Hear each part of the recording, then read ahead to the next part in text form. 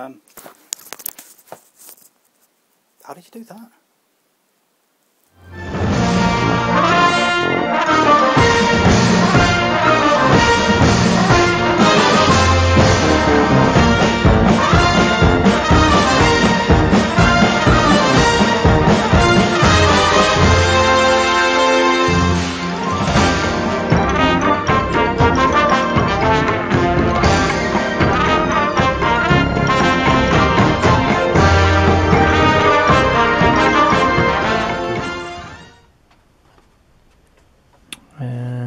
Right, what else is there? My paint collection is slowly building as well. In there, I've got all my Vallejo airbrush paints. In the bottom drawer I've got all my tomato paints. And then up there, I'm slowly amassing more Vallejo paints for brush painting, which I'll show you in a minute with the in progress stuff. Yeah, definitely need a 3D camera. I've got Abteilung paints coming out of my ear holes at the moment. Abteilung, see, Richard Hammond. You can't say it without sounding like Richard Hammond. Abteilung. So, this will make sense in a minute when I show it you. Got all the German armour stuff, and I've got other bits and bobs as well. Yeah, it's all your fault. I said your real name again then. It's all your fault, Fox. I blame you for this. This is all you're doing. Compared to, have I got anything available here to hand? Don't think I ever put them away. Come here. Bog standard arty soil paints, which I use all day long, quite happily, in my arty-farty stuff that I do. These things, the pigment in them is so much finer. It really is like painting with, it's like sunflower oil compared to that stuff. That stuff's more like goop. This stuff, oh, it's gorgeous. It really is. If you are in a position to do so, I strongly urge you to start buying these. A couple a month. They are a little bit pricier than the box standard stuff up there, but they are definitely worth it. You definitely get what you pay for. You really do. I can't wait to start with this. Ooh, there's me. Hello. Yeah, I can't wait to start that properly. Alright then. I'll show you my basher kits and then I'll show you the current stuff. Yes. Yes. Broken parts and stuff like that. These things that I built when I was 16, 17 again. First time round. Usually puts properly Tony. So we have a T62, I think that was. This has been inspired by the magazine article that will become a casualty of some kind of... And then we've got the M113. I went through a phase of building these one after the other. As you can see now, it's been practiced on. Different techniques. So at some stage this will be rebuilt and blown up, as will this, on some kind of diorama type thing. It'll be blown to pieces. But if you break a kit, don't throw it away. Keep hold of it and you can practice things. Like that. I've just been talking to you for 3 minutes without realising the camera was off. So, the next two projects I'm about to show are how I got involved with YouTube in the first place. A buddy of mine moved from Stockport to Phoenix, Arizona, the city in the desert in America, and I'm not jealous at all, Chris, honest. And the way I kept in touch with him, you know, you've got the usual things of Skype and Facebook and the like. We couldn't always meet up with each other because of how I was working and the time difference over there and stuff like that. So I used to do vlogs for him every Sunday where I'd catch up with him by yapping at a camera whilst I was at work. And then I changed my shift pattern at work, which meant I couldn't do that anymore, so I started doing video builds for him. Now the next project, just there, is actually something he bought whilst he was in Phoenix, because it's, well, I'll explain it properly in a minute, but he's got no experience whatsoever in doing this kind of thing. So I did this build for him as a tutorial build whilst I was vlogging to him about how the week was going, things like that. And as you can see from the earlier cars, it's not much different on the outside, especially underneath. It's pretty much a bog standard build. Yes, brick stuff.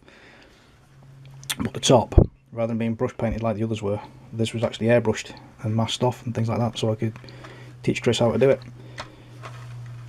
So it's a pretty basic car,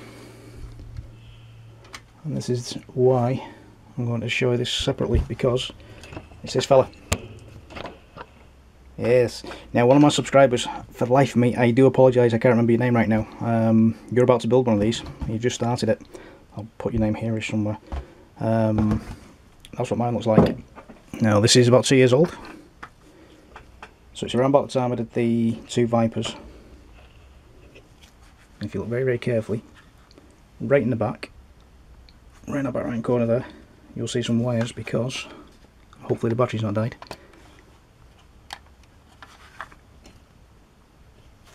Oh, yeah, there we go. I put LEDs in with a little bit of help from my next door neighbour.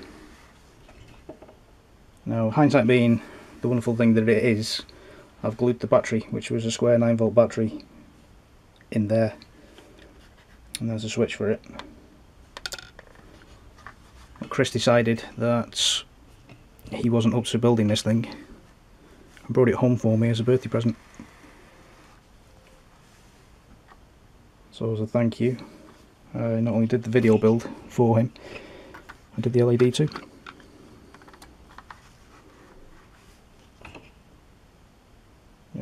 If I was to do this again, I would definitely have this on a diorama, and the battery pack would be extended into some kind of bale of hay or something, where I could have a switch with a 9V jack going in, rather than having the square battery that's more likely going to leak and die at some point. And I'd have to unglue all that to get into it. But hopefully that'll inspire you to get a couple of flashy LEDs and whack them underneath. And in it's basically, I'm not too sure if you can make that out or not, probably not. The wires run from the boot area. The square battery's actually in there. You'll have to modify a little bit, a little switch, and do some soldering and things like that. But the wire basically runs up here, splits off across the roof, and you've got a flashy red and a flashy blue in there somewhere. Now, don't ask me about the wiring itself, because like I say, I've had some help with that from a neighbour. A really cheap and nasty engine. He actually did the wiring for me. But in the kit itself, you do get a couple of spare lights like this, just in case. Or you did in mine anyway. And the wobbly aerial, believe it or not, is a guitar string with the core taken out. Better than that cheap and nasty tacky thing that he gave you. So there we go, that's my YouTube start. Let's get into what's on the project thing at the moment. I've got coffee that's going cold. Really cold. Ah, dear me. Right then. Yep, Batgirl. Can't remember what scale she is. It's a really old kit as well. It's one of the original kits. Found this on eBay whilst I was flicking through. I was like, ooh, yeah, we'll have that. Why not? That's what's great stamp on. Look at that, 1997. And it is the original release as well. It's lovely. Oh, yep, you lost your head. So that's where I'm at the moment. I've had to put this down for a while because I had to go working and stuff like that again. There's the panel off the box itself. The box is a bit broken and battered and stuff like that. What she's done entirely in oil paints. And it's one of those where I put it aside to let her dry. That was 3 months ago, something like that, and I've not got back to her. So I've still got a lot of fine detailing to do in there. And at the same time I was doing Batgirl, which sounds wrong now that I've said that out loud. Oh, there's the cape. I'm not too sure if the light's going to pick this up or not. The cape's not actually black, it's got like a red tinge to it with blue on one side, so you got red on shadowed with blue. It's not quite picking it up. There we go, there's some red there. Blue in the grooves. There's a shadow. So at the same time I'm painting her, we've got this fella. Again, found it on eBay, completely by chance. I was after this in 2001 when September 11th happened. The terrible tragedy that it was, and I was going to do this as a tribute to the heroes that went in, legging it in, knowing they were coming out. And I managed to find this 2 years ago. I kept putting it off and putting it off, and then got Batgirl because I was doing oil paints. I did the two together, and it's the same story with this fella. I put it aside to lay and dry, and I've just not got back to him yet. He's done entirely in oil paints. And it's so much better, especially where the blending of skin is involved. You get so much more control than you get over acrylics, especially in this kind of a scale. I think this is 1/10. I think. Yeah, it's 200mm, so it's roughly 1/10, give or take. And that's his base. That's going to be a marble effect eventually. That's just the primer coat. And then the helmet, if you look really carefully, it looks black, but it's actually really dark brown. And again, that's done in oils, because the actual helmets are actually made from really compressed leather. So that's the stage we're at the moment. What I need to do now is varnish all that and then do a couple of washes and to make him a little bit grubbier, and then throw on some weathering powders like we can see there on the shoulders and then the crease of the helmet. For the panels on the helmet and the stripe on the sleeve itself, we can see that there now, and the lettering as well. I've actually got some reflective pigment type stuff. Let me find it. There we go. Players metal medium. And there's the numbers if you're after them. Show the people, Tony. So I've got some of that to add to a fluorescent paint that I have. That's also by these guys, which I can't quite see at the moment. They do a fluorescent range as well. I think that's in the game colour range. So it's going to have the fluorescent and the metal medium put in to create the reflective panels. Yeah, and that's that for that one. Whoa! He's been sat there patiently for the last hour. Also been grabbing everything else. Did this fella last year. Yeah, I definitely need 3D cameras. Look at that.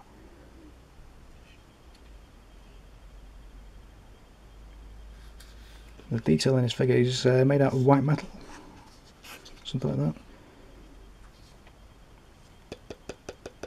It's rigid, it really is. And that's just foam board as a base with some soil thrown on there to make it look like broken rubble.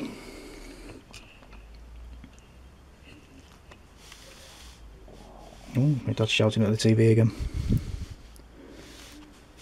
Our beloved football team are getting battered by Spurs at the moment, I think, from the sounds of it. He's doing a lot of shouting. So that's that one. That's I think that's an Andrea figures. Something like that. And the same buddy that moved to America when he left gave me this thing. He'd bought it before, oh, this was a while ago now. Oh, we still worked in corporate retail for a catalogue shop type place. And to be honest, It's one of the worst kits I've ever built. Nothing lined up on it. It's made by them guys in there. There we go. It's made by those guys, but it's actually an Airfix kit, and it's as if they've taken 4 separate kits to make the one. Nothing lined up. Didn't matter what I did, trimming stuff off and reshaping things. As you can see, it didn't line because it's completely the wrong size. It was shocking, it really was. But as soon as you start getting the paint on it, I'm actually at the grubby washy stage. Well, even that doesn't line up. I hate this tank. I really do hate this tank. Sorry, Chris, but I do. I hate this tank. Hey, City scored! Woo!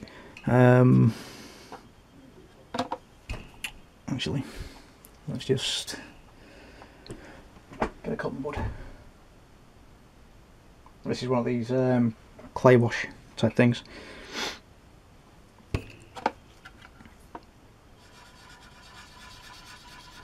And you wet it, reactivate it, and you can move it around, things like that. It comes off onto the bud.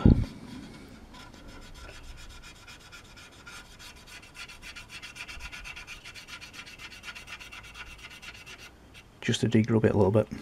I'll let that dry. I'll come back to that in a minute. Oh, you can actually see it now. NATO black, NATO green, NATO black. So it still needs a little bit of work to lighten and darken it, because it's, in certain lights it does look one colour, but the build itself, oh god, I hated that build. I really did. It's one of the worst builds I've ever experienced. It's ridiculous. There we go. Now you can see it. So that's in progress at the moment. That's why there was so many stops and starts as well with the ATST builds. This is the big project. I've been working on this now for, let me see, about a year. What's that? Well, it's then, boy. About a year. I love these tracks. I really do. These are from the Tiger. You make your own tracks. It's fantastic. It really is. Now, this was all inspired by this Farmo. Not this one. That's a Hanomag. What's that? That's where you went. So let's try and get this sorted out without knocking everything over.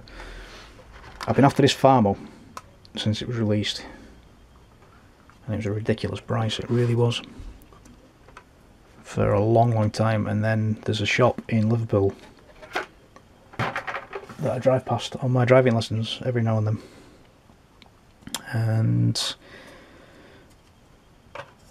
I've been meaning to drop in and have a nosy, and then I realised they had a website. That's where the planes I showed earlier come from. Yeah, let's get you set there. And I spotted this lovely beauty here in a sale that they were having. I was like, yep, you're coming with me. I'm having you. Did you go in there? I can't quite remember where all the figures go. You have to bear with. All these figures do have a meaning, do have a story.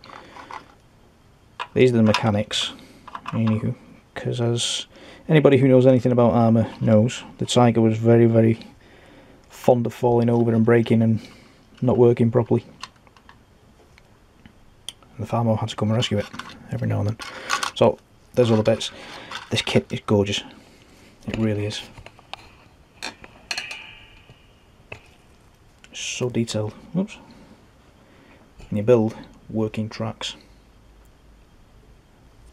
Focus on the tracks. Camera. Focus on the tracks. There we go. Individually built. Beautiful piece of work. It really is. And it's not glued together because you get these kind of things inside as well. That's there, but you can't show off.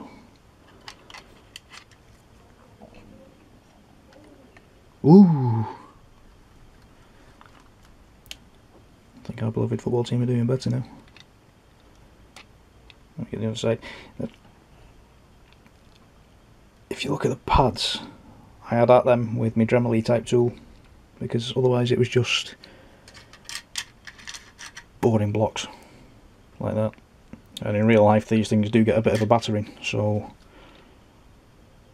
we had at those with the blocks. Look, it's a proper working track and everything. It's brilliant. I love it. So that's 90% done with its all painted seats to make it look like leather. So that's 90% done. Let's get rid of the chally.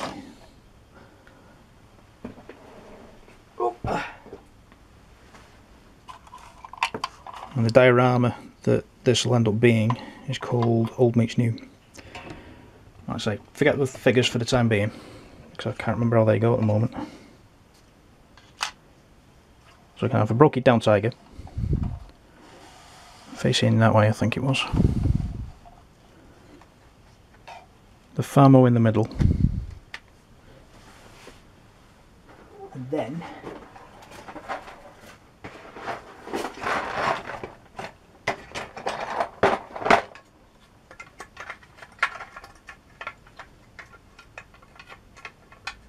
talk amongst yourselves.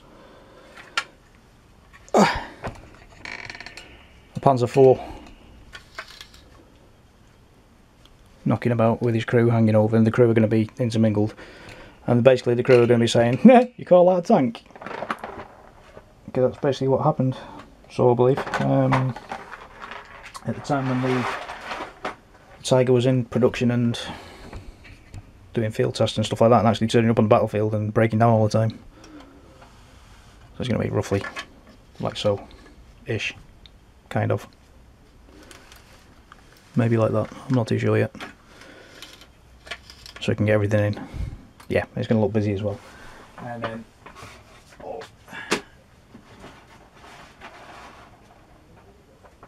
Aye, come here you. Not knocking everything over.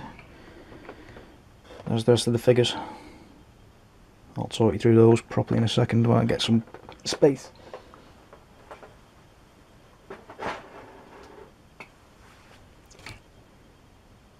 Focus.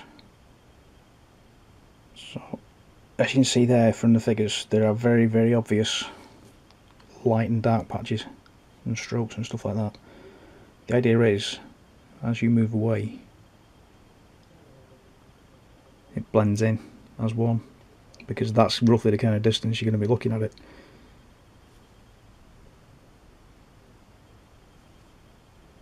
I do like that technique. It's quite easy to do. Like I said, I'll be covering that hopefully at some point in the future in a tutorial. And it's basically based on shades of a colour like that, and you mix everything down. If you want a lighter colour, 9 times out of 10 you'll use a flesh colour rather than a white, because it makes everything chalky. These are the guys in progress at the moment. Fuckers. So I'm in the middle of blending that together at the moment. As you can see, I've not done the faces or anything yet. I'm just concentrating on the uniforms for now. And that's the general idea. You do all your highlights and then you come back with the shadow to make everything stand out and pop and things like that. Where have you gone? There you are. And I don't work in black. I'll use the darkest grey I can find, so that when you do use black, like there on the brim, it stands out for the final. So that's really dark grey with a couple of shadows on it. And you can see on the belt the difference between really dark grey and black.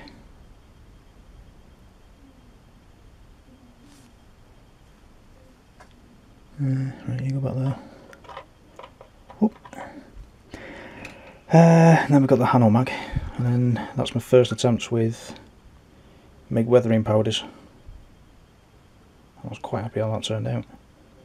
And it makes the god-awful vinyl tracks look more realistic, which I was a little bit sceptical about, I'll be honest. But all of a sudden, bing! Realistic tracks. It's great. And we've got, ooh, steady. We've got all this with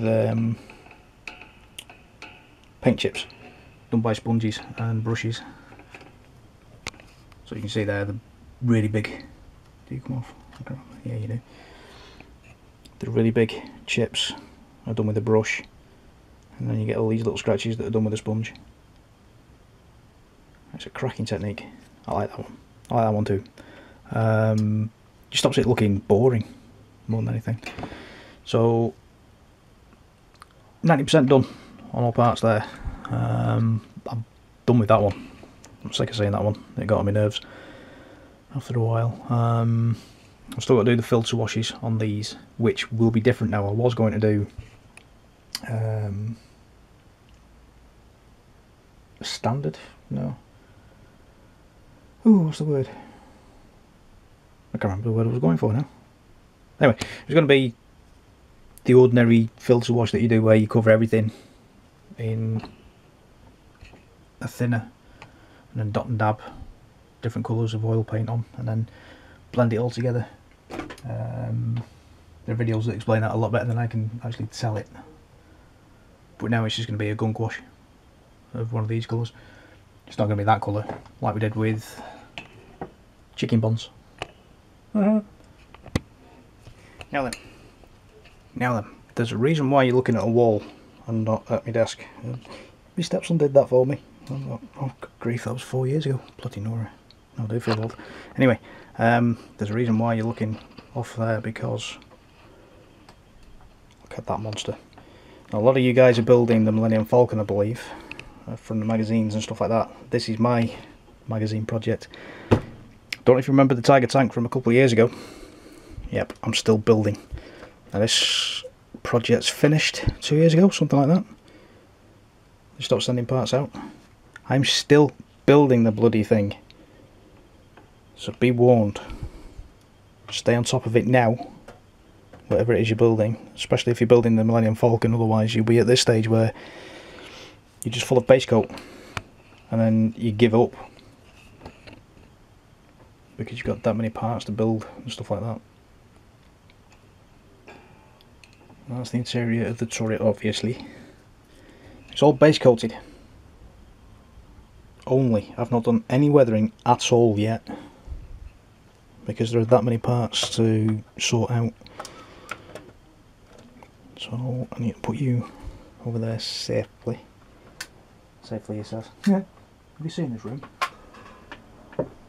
Ah, right. You stay there. Don't move. Don't fall over. Don't break. Right then. There's the top. It weighs a bloody ton. It really does. So there's the interior of the hull. It says in a broad northern accent, a hull. I've still got loads of greeblies to put under there. Oh, something moved. What was that? Where are you from? That's the only thing as well. Photo etch parts and me don't go hand in hand. That's all. That's a holding bolt from one of the flaps.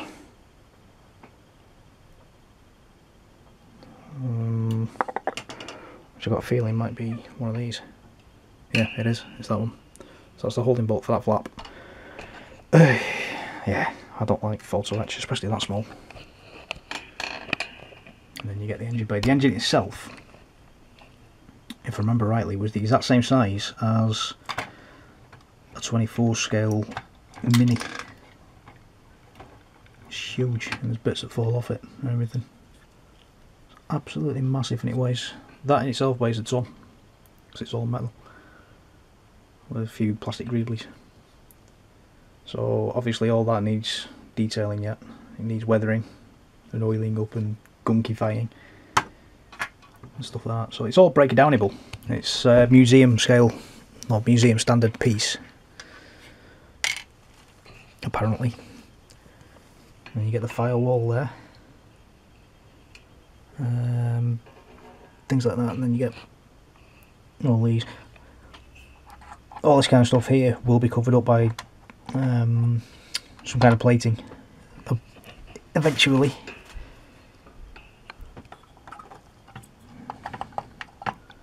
And then that goes in there, so you've got the driver on that side, and then you've got radio operator over this side somewhere. Show the people, Tony, over this side, and then you've got all the little bits and bobs. I'd say all of this isn't being glued in. I'm deliberately doing that so you can actually get inside and display it. Well, like I say, it's all base coated and it all needs weathering and things like that. And this gearbox itself all comes out as one as well. It's huge. Lots of trucks. Now, this is the kind of thing that happens. I've got a massive great big box full of stuff that still needs making. Let's get full of those. Ooh.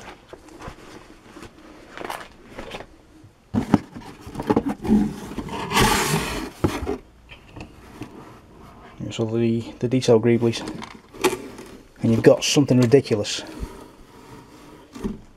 like this to build to go in these racks, and there's a stupid amount of them that need making too. It really is. So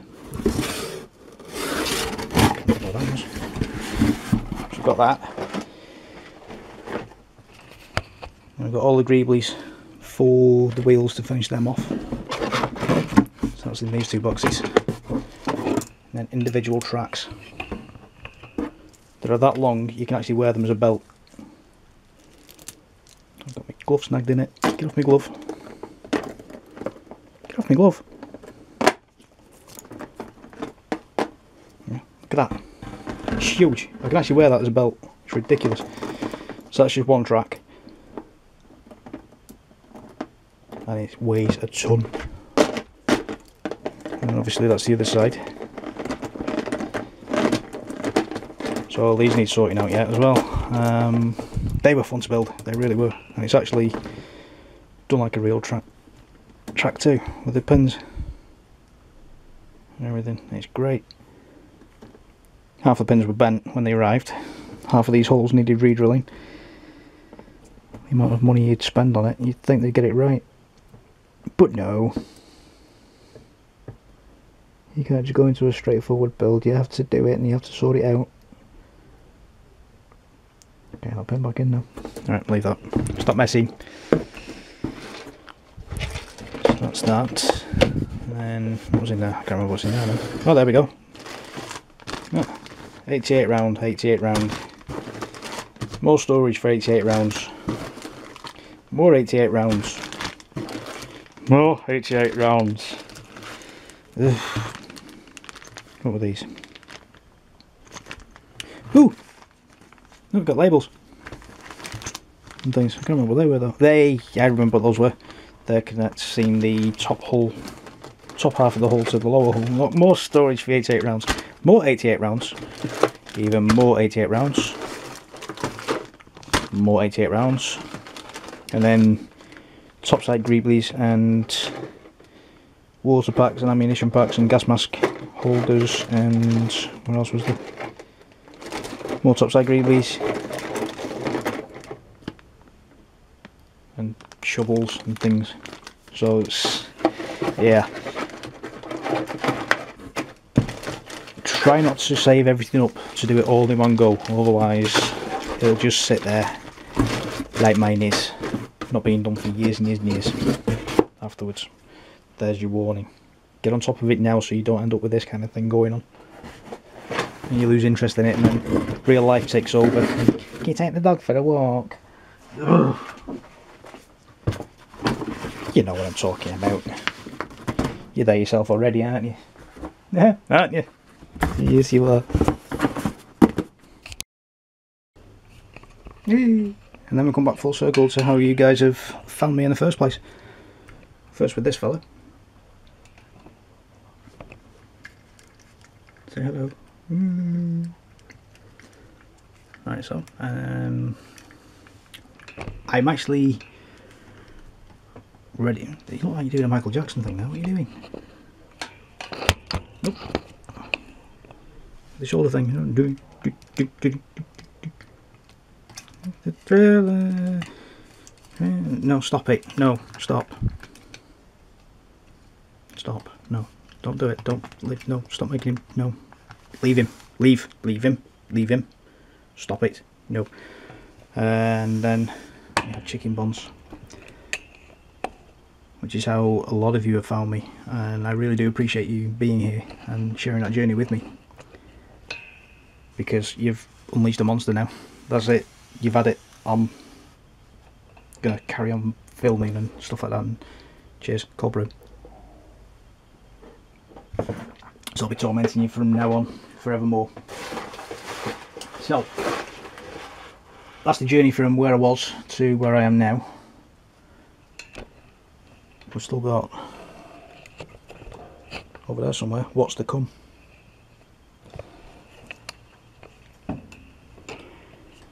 And then we come around to what's coming.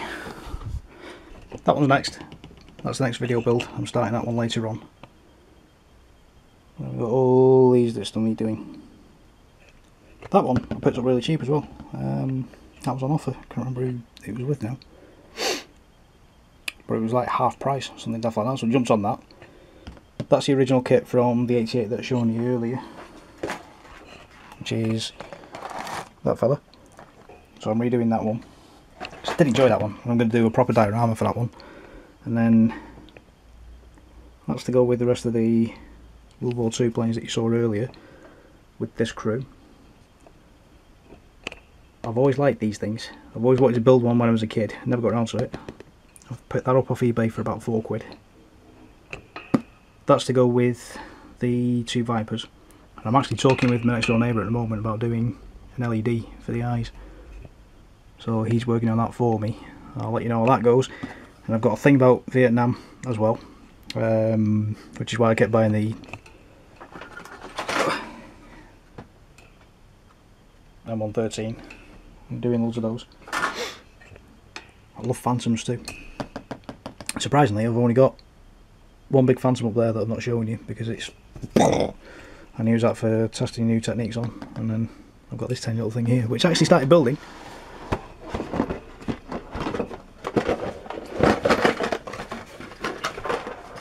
This is so cute. This is fantastic. I like these eggplanes, I really do.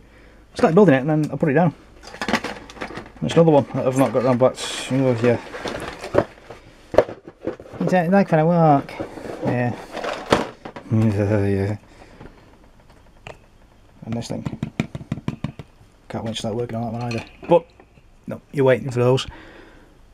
These guys are next. And yes, you do get both droids in the kit, which I'm really, really happy about. I was hoping that it wasn't going to be one of these things where they give you a body and then give you interchangeable heads, but no. I can confirm you do get both. So, that's where we are. I've not got space down there again. Fantastic. Again, thank you for being my friends and subscribing to me and following me on my little journey through my midlife crisis early. I'll turn 40 in a couple of weeks' time and it's rapidly approaching and it's scaring me. And it's, no, he's 40! Yeah, I'm catching up with my childhood again. And it's an absolute pleasure, it really is an absolute pleasure having you along with me for that journey. It really is.